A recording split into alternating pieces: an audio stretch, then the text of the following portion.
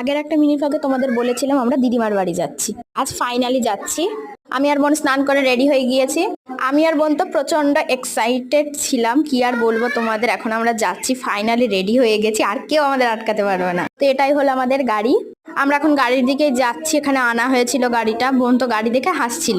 Finally গাড়িতে উঠেও পড়লাম। তো এখন আমরা দিদিমার বাড়ির দিকে যাচ্ছি। দেখো বাইরের ভিউটা তোমাদের দেখিয়ে দিলাম। আর আমার দিদিমার বাড়ি হচ্ছে চাপড়ায়। তোমরা কার কার চাপড়া থেকে দেখছো আমাকে জানিও। বাবা ফল কেনার জন্য একটা বাজারে নামলো। আমরা তো প্রচন্ড এক্সাইটেড ছিলাম, কারণ আমরা এখন ঢুকছি কিন্তু দিদিমার বাড়ি। প্রথমে আমরা গেলাম ছোট মাসির বাড়ি। বাড়িটা তোমাদের দেখিয়ে দিচ্ছি। মাসিদের বাড়ির সামনে যেহেতু মাঠ আছে, তো ওখানে আমাদের গাড়িটা রাখা হয়েছিল।